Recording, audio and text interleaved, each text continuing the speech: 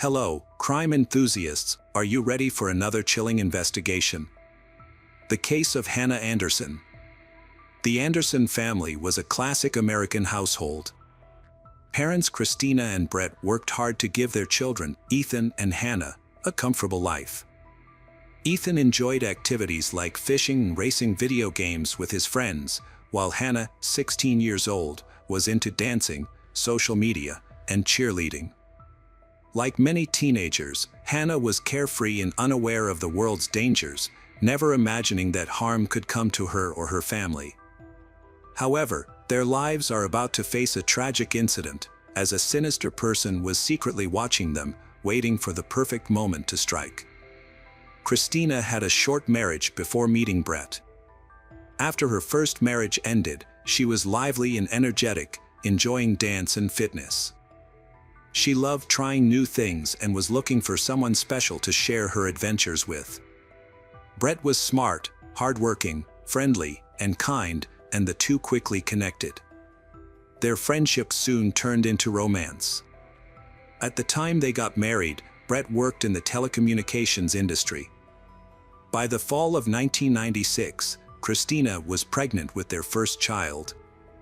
As the due date approached, the Andersons' three-bedroom townhouse was filled with anticipation and excitement from family and friends. On July 22, 1997, Hannah Anderson was born, instantly charming everyone with her bright blue eyes and light-colored hair. Her birth was a joyful occasion for the Andersons and their loved ones, marking an important milestone. Brett and Christina, known for hosting gatherings and barbecues, had created a close-knit group of friends and family. Brett's best friend, James Lee DiMaggio, was a significant part of the family, sharing many outdoor adventures with Brett. At first, Hannah would join her dad and Uncle James, but as she grew older, she started spending more time with her mother and friends. Ethan, on the other hand, enjoyed accompanying his dad and Uncle James on these adventures. Born on October 8, 2004, Ethan was a brave boy who loved learning about sports and fishing from his dad. During a difficult divorce, James found comfort and support in the kindness of the Andersons, who were always willing to help those in need. In 2009, he acquired a property in the Mountain Empire area of San Diego, California, about an hour from where the Anderson family lived. This is a picturesque two-story log cabin with a private three-car garage. The area was rural, with fewer than 400 residents, making it perfect for a hunting getaway. Once James had fully furnished and decorated the cabin, he invited Brett, Christina, and their children to use it as a vacation home whenever they liked. Brett was devoted to his job, often working long hours to support his family, which kept him away from home often. Similarly, Christina was busy with her job and taking care of their children, leaving little free time for other things. Meanwhile, their teenage daughter Hannah was going through a phase where she desired more independence and spent most of her time on her phone, deeply engaged in social media. Despite Brett's hectic schedule, he always made time to keep a close eye on Hannah, ensuring she avoided negative influences and stayed within his safe boundaries. Hannah's best friend was Marissa Chavez. They had a lot in common and were almost inseparable, enjoying activities like dance, cheerleading, hairstyling, fashion, makeup, and talking about boys. They loved being the center of attention. Hannah was a smart, adventurous, happy, and outgoing person who lived life without worrying. Her parents, Brett and Christina, supported her as she became more independent and pursued her interests. Hannah spent her time coaching young cheerleaders and spending quality time with her younger brother, Ethan. In 2013, Hannah was in her second year of high school in Lakeside, while her brother Ethan was attending Linda Lake Elementary School. During this time, Brett was having trouble at work and started looking for a new job. In April, he received a promising job offer, but it required him to be away from home for extended periods. After discussing this opportunity with Christina, they decided it was the best choice for the family. Brett moved to Tennessee, but promised to return home to celebrate Hannah's 16th birthday, an event he was determined not to miss. When Brett was away, Christina relied more heavily on their network of friends and family for support. Despite his own financial struggles and the possibility of losing his home, James offered to help. He even considered the possibility of moving to Texas as a solution. Brett's absence did not reduce James's involvement with the Anderson family. James often drove Hannah and Ethan to their activities and kept them entertained, essentially becoming a second father figure to them. James also welcomed Hannah and her friends into his home, providing a space for them to hang out without their parents around. James set clear rules to create a safe environment for the teenagers while Brett was away. No boys were allowed in the house, and his bedroom was off limits. Despite this, he allowed for some minor rules to be bent. Meanwhile, in Tennessee, Brett deeply missed his family and made it to call them every other day to check in on their well-being. He also remained in close contact with James, updating him on his new work challenges and relying on him to keep Christina and their children safe and supported. Christina would drop off Hannah at the cheerleading gym in the morning, where Hannah mentored younger cheerleaders. After the coaching session ended at 4 p.m., Hannah would wait outside for Christina to pick her up and take her home. Hannah was looking forward to seeing Marissa at home, who was eagerly waiting to hear from her, but unfortunately, Marissa never received a message from Hannah. At approximately 8 p.m. on a Sunday, a resident from the Mountain Empire community called the San Diego County Sheriff's Office to report a house fire. The fire had spread to both the main house and a nearby smaller structure. Despite the best efforts of the firefighting team, the flames initially difficult to control. The fire was particularly notable in the small town for its severity. The upper floor of the house had collapsed, and a gray SUV was found parked nearby. It took nearly 2 hours for the firefighters to extinguish the flames, even though the fire station was only a 3-minute drive away. Once the fire was brought under control, the firefighters conducted a thorough interior search to check if anyone was inside. While inspecting the smaller adjacent building, a firefighter noticed a strip of green tarp. Upon closer inspection, 2 legs were found protruding from the entrance of the detached garage. A body was found under a tarp, face down, with the upper part merged into the tarp, making it difficult to identify the sex at first. However, the clothing and hair suggested it was a woman. The fire had burned the area, melting the tarp to her hair, skin, and skull. There was a large amount of blood on the floor beneath the body, indicating a struggle before the fire. She had been restrained, with rope tied around her, duct tape wrapped multiple times around her mouth and neck, and her ankles bound by white plastic rope. A small brown dog was found hiding under a sleeping bag next to the woman's body. The license plate from the burned-out SUV was identified as belonging to Christina Anderson, leading to the assumption that her remains had been discovered. The medical examiner's examination revealed that Christina had suffered a severe throat injury. When the body was turned over, Brett was overcome with grief, still reeling from the news he had just received from the police, that his wife had been found dead in a violent manner. The shock was overwhelming as Brett struggled to comprehend how something so horrific could have happened to Christina, in their own garage, with no sign of their children or James. Brett felt a sense of helplessness, haunted by the fact that he was not there to protect his family when they needed him most. The discovery that their family dog, C, was also involved made the situation even more unbearable, leaving Brett to wonder how such cruelty could be inflicted on the ones he loved. When the investigation began, detectives have discovered that Christina Anderson, a 42-year-old woman, was the victim.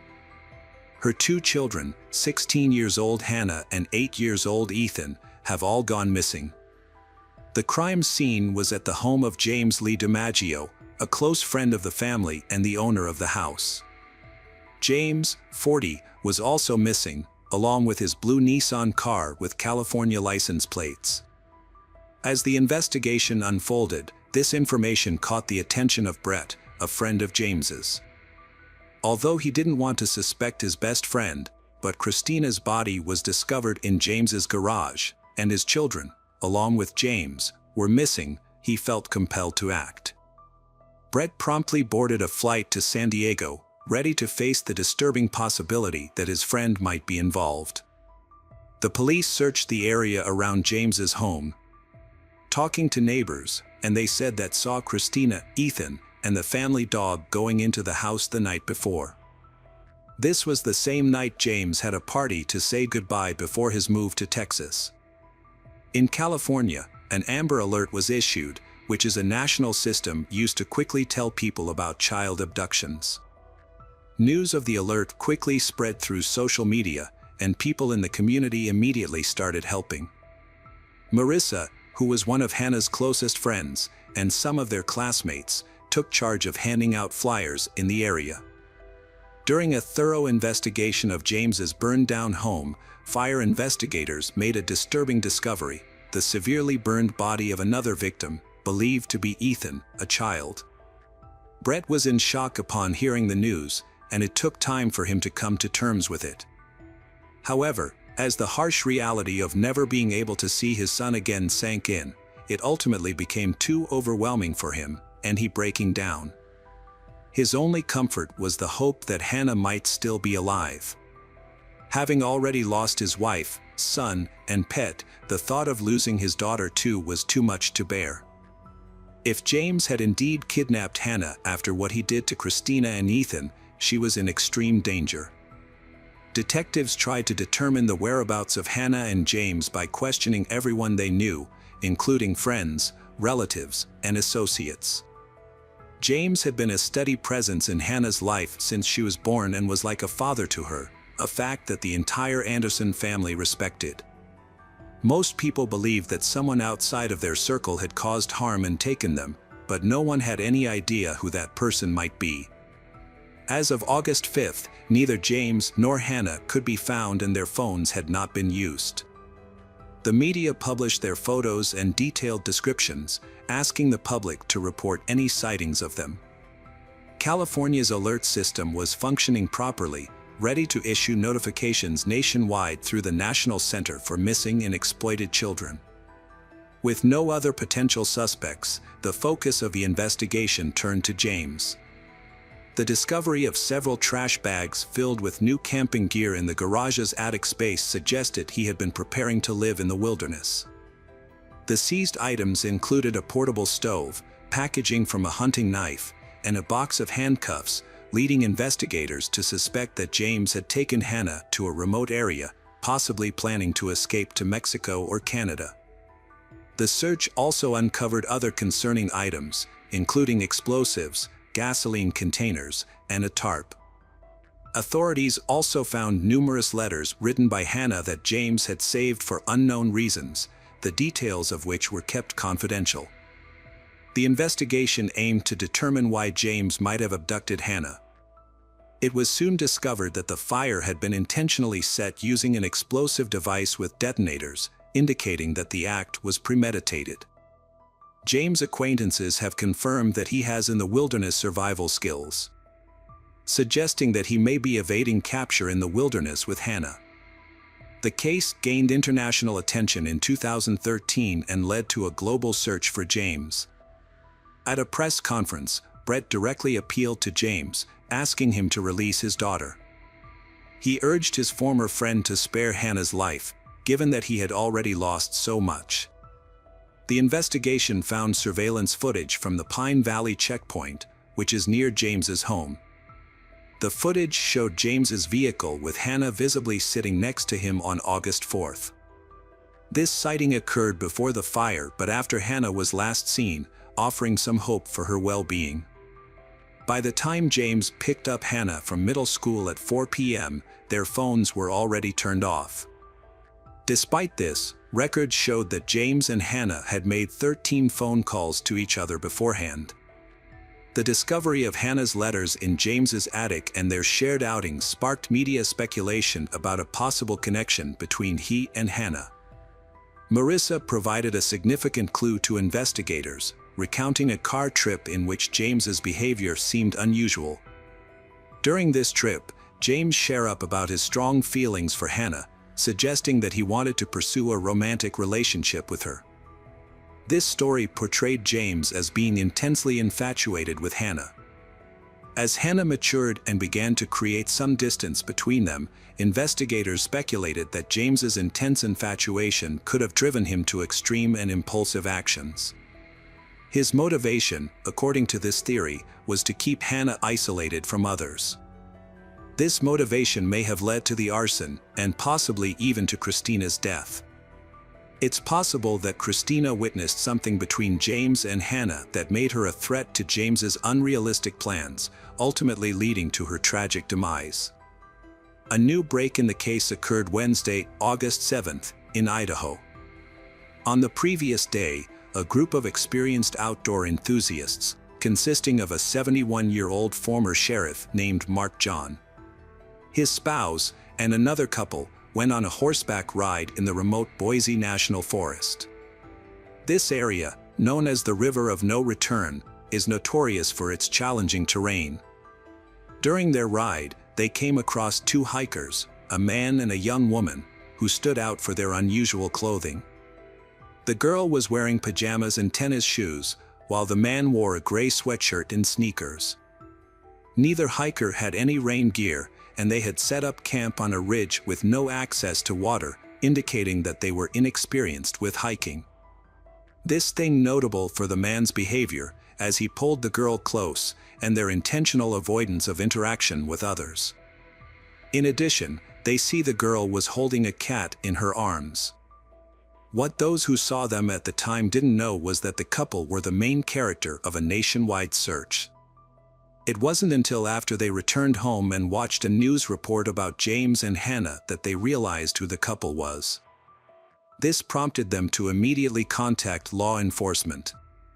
The fact that the girl held a cat was a particularly significant clue, as it matched the description of James's household, where a cat had gone missing following the tragic fire, a pet shared between Hannah and him. On Friday, a large group of law enforcement officers gathered in Cascade, Idaho, to search a rugged area near the River of No Return.